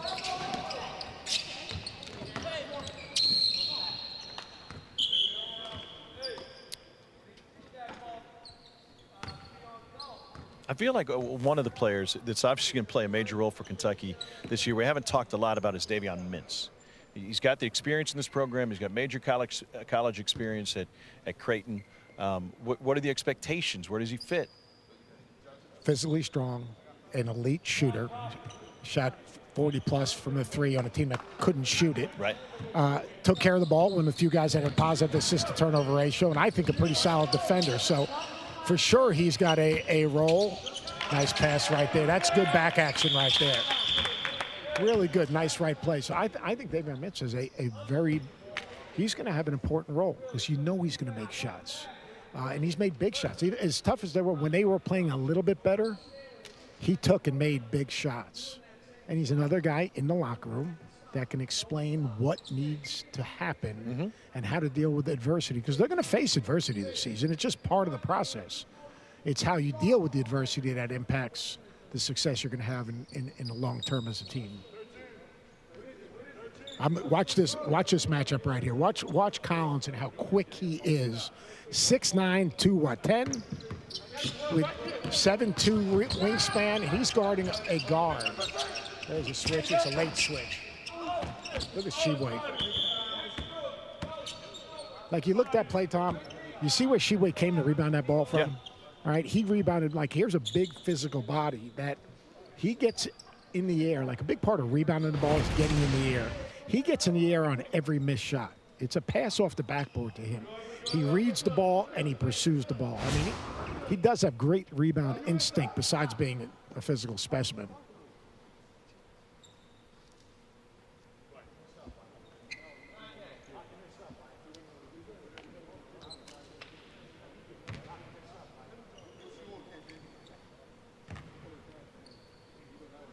Sahvir back on the floor.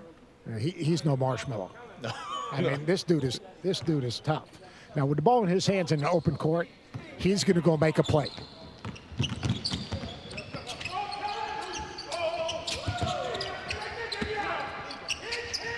That's a big-time shot right there. Wow. If Dante Allen can do that. Notice how hard he came off there, but yet he got underneath the basketball and turned into his shot. And nice handoff right there. That was pretty good. What happened in that play on that pass, Sahvir, he slipped that screen, and then they went right to a dribble handoff, and really nice. All right, so Cal getting the teams ready, split them up for 5-on-5. He'll come over, spend some time with us while we watch them play. Just calm everybody down here, okay? We're going to see a white team and a blue team. What do we read into that for this 5-on-5? Nothing whatsoever. I mean, basically, you're going to have 10 guys out there, probably balancing into two teams. What he's looking for is guys to play hard, guys to take good shots, make the right play. This is not a first team, a second team. This is the Kentucky's team. And you're 6 practices in, and I know a lot of people, they'll go watch practice and they're going to talk about, here's the starting 5. I would never do, me personally, I'm not a big believer in that because one, who knows who's going to play? It doesn't have to be about the starting 5 right now. It has to be about the team. Everything has to, this time of the year, everything has to be a team, develop an identity, have an identity, develop roles, play for each other offensively and defensively. That's everything a coach is trying to do. What's our identity can be? See, identity is immediate. Culture takes time. All right, they've got a great culture here. All right, that's been built since Cal's been here. The identity right now, they're developing their identity, which right now is they're playing faster and with a little bit more dribble drive concept, more positionless. But right now, this is the Kentucky basketball team. Guys are each day. Guys will separate themselves. Some guys will hit a stop sign, Tom, and then all of a sudden, 2 weeks later, all right, they'll be a different player. Like Kellen Grady told me the first 2 weeks, he said I was terrible. Let me get the promo out of the way. Can I do that? Promo? You want to read that? You need any help? I think you're good. Most of my books have already been colored in.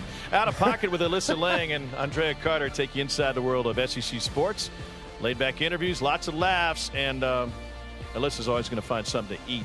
Show's 1 hour every Wednesday at 7 Eastern, 6 Central, right here on the SEC Network and the ESPN app.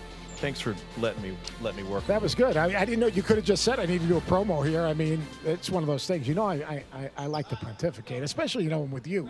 I got to pick my spots. And Cal's coming over soon, so I mean we're done after that. The oxygen is out of the room in mere moments. If I'm him, I'm really excited about this team. What do you think, Tom? Words that have never been uttered before by Seth Greenberg. I'm just fascinated by the depth. I really am. And the evolution of this team will be something to follow. Learning, as Cal has already talked about, which 5 are best together? What is the right rotation? How do you get best production out of guys in terms of when they're coming in? What's the playing time? Who do you play well with?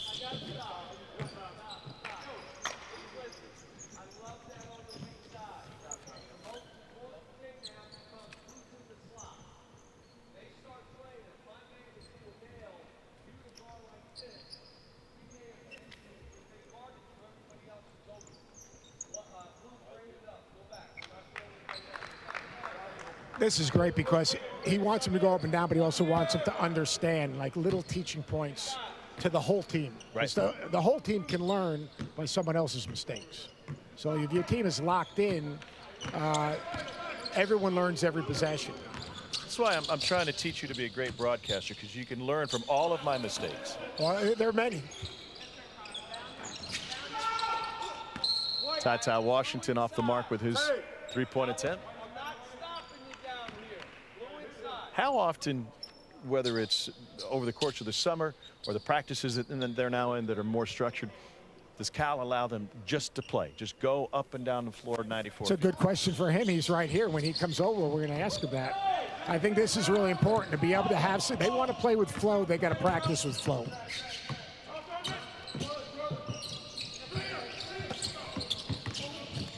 Good pass.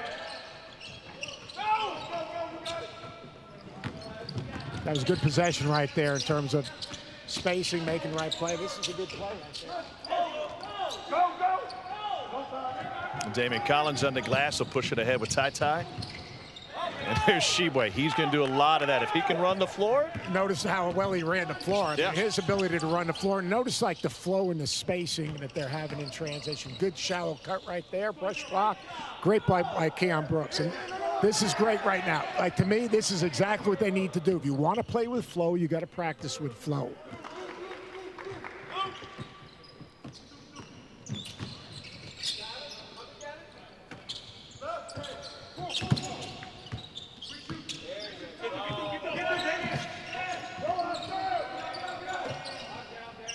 Collins.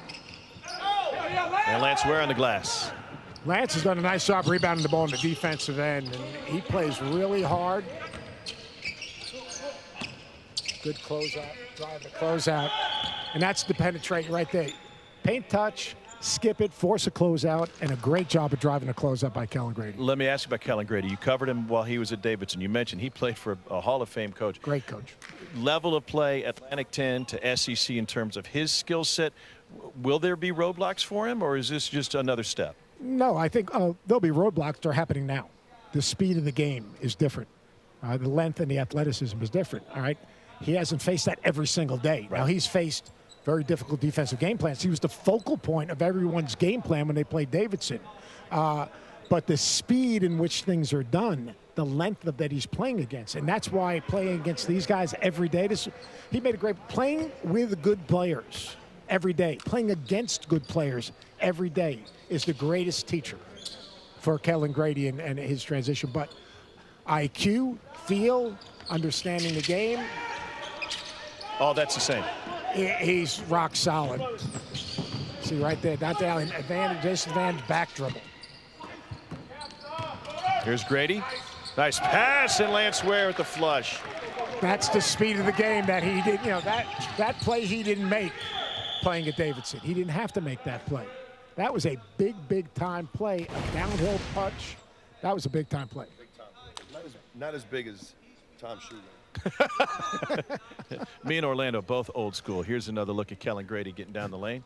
This guy. No, I mean, that is an elite play of seeing that help. And when you drive it, what are you reading? Help defender. Help defender steps up, then you throw the lob to the dunker spot.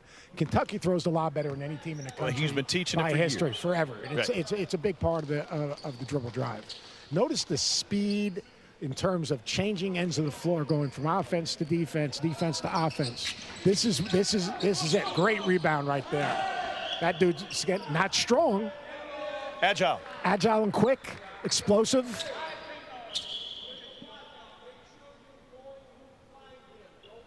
Got to cut a guy out.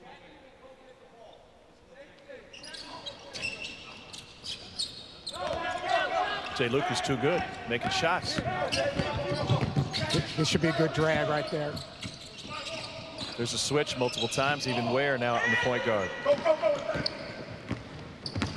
Maybe on Mintz all the way. Great play by Mintz. Severe's got it. He cannot pick his dribble up off that high ball screen. He's got to back dribble and open up the floor. Once he picked up his dribble, he was dead.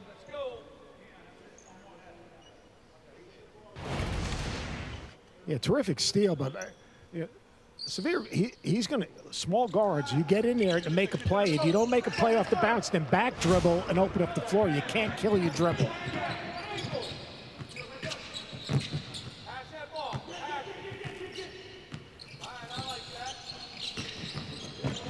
Shibwe, 25 feet away from the hoop. His ability to move his feet is really impressive.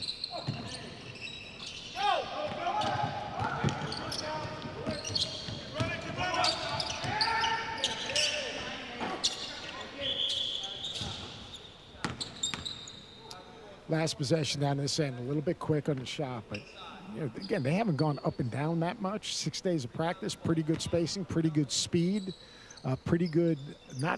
They haven't had a ton of slippage in terms of what they're teaching, carrying over to the floor, which is so important because slippage is a big part of when you go up and down. It's kind of like when you haven't done basketball in a while and you start, like calling run pass options and stuff. Yeah. A triple option, midline option. What are we running here? I don't know. Tricky plays.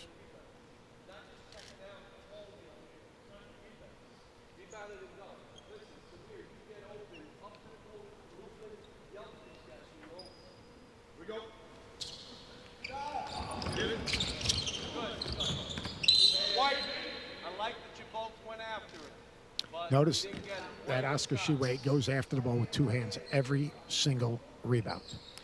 He talked about enjoying the game again. Right? He comes out as a McDonald's All-American. He thinks, I'm going to go to West Virginia. I'll be in the league in a year, and it didn't work out. What have we learned about guys who've had those expectations and had to delay that dream? It's still in front of them. It's still available, especially after a year here. Run your own race.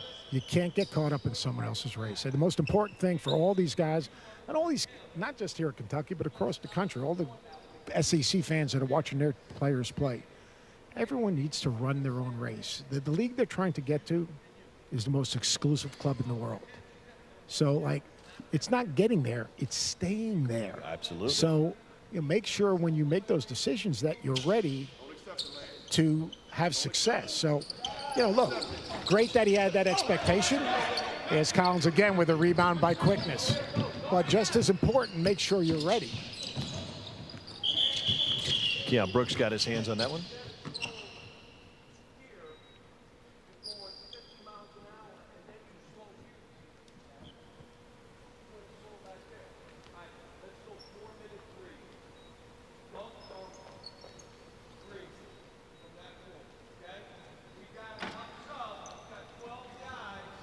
I think at this point, again, it got a little bit ragged right at the very end in terms of decision making and spacing, but at this point, he's got to be happy with 6 days in, the personnel he's working with, and what he's getting going. Well, we could ask him if you want. Yeah. Oh, boys, what's up? I'll tell you what. We were just talking about this. Tell me if I'm right. You've got to be 6 days in. You've got to be happy with the effort and the manner in which they're trying to play the way you want to play. Yeah, I'm walking into practice and I'm whistling and skipping because I know what I'm going to get. You know, the hard thing, Seth, you coached. It's when you don't know what you're getting.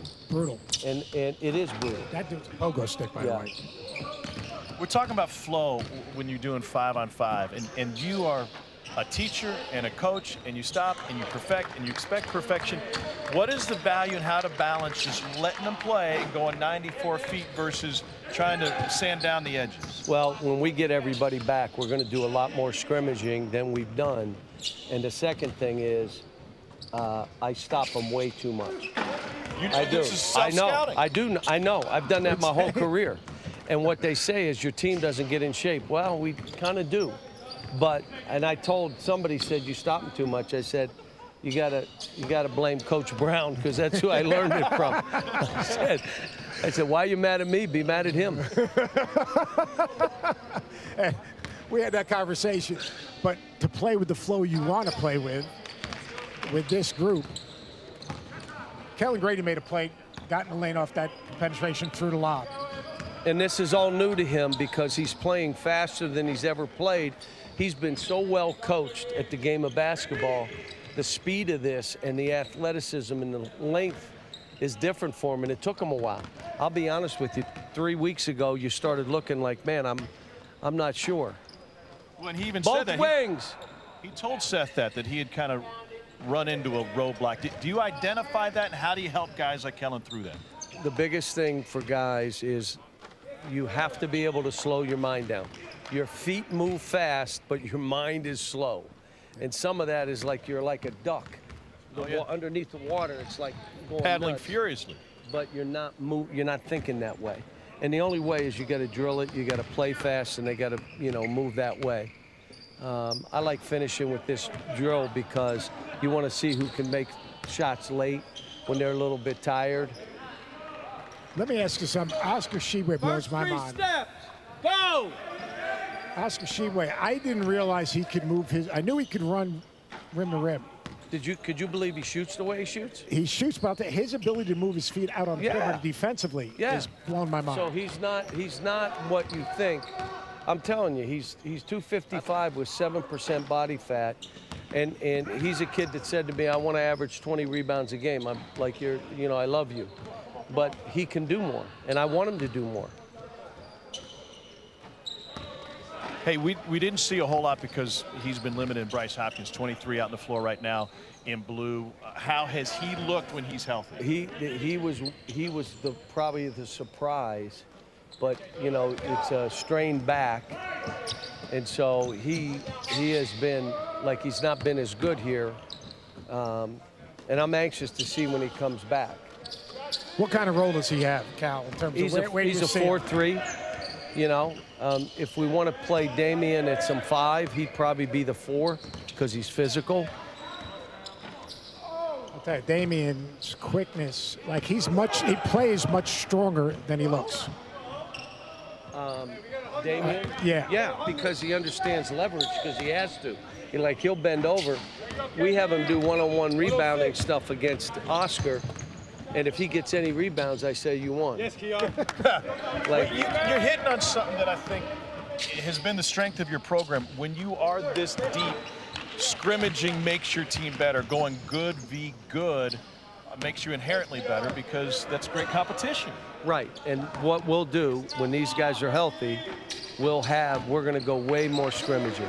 And what we'll do, all the drill work I'm doing, which Seth knows, you got to do the drill work because they don't have the habits.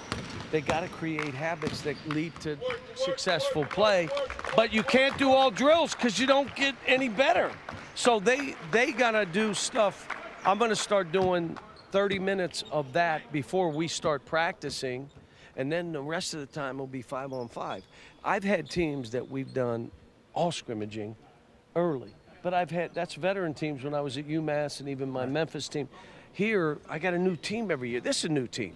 You got to know that they know how to stay in front of people.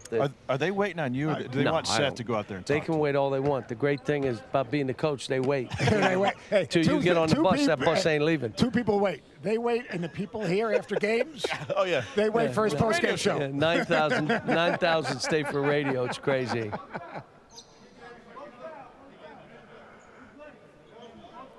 You said you're having fun. You come in whistling and smiling. You get the feeling that this team is having fun now when they show up? Hey, Brew, he never did this at UMass. They told me, somebody came in and watched us practice and said, your kids are having a ball. And there's a spirit amongst all of us, and last year is in the rear view mirror. I mean, that thing's done in my mind. It was a blip. And 5 years from now, it'll be a blip. And it's like, okay, let's be who we are. And this team, look, we got a tough schedule. Our league is ridiculous. This league is maybe the best in the country. Yeah. So, Deep. we're going to have to play, but I'm telling you what, when you have depth, you have there's a chance for error that you can overcome foul trouble, you can overcome injury, you can do all that with depth. We just got to keep everybody competing and going at each other.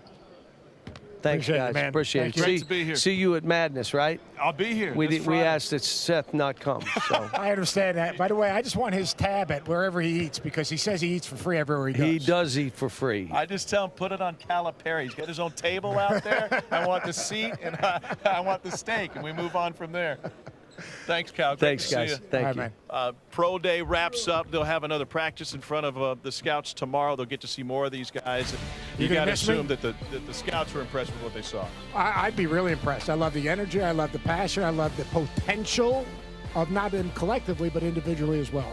All right, so that does it for Pro Day. You can watch Big Blue Madness 7 I'll be o'clock glued to Friday. my television. SEC Network. Glued. Jimmy Dykes will be here. Debbie Antonelli will be here. We're going to have a blast. Andrea Carter, Sean Farnham, and probably 21,000 Of your closest friends. Of my closest friends, your closest friends.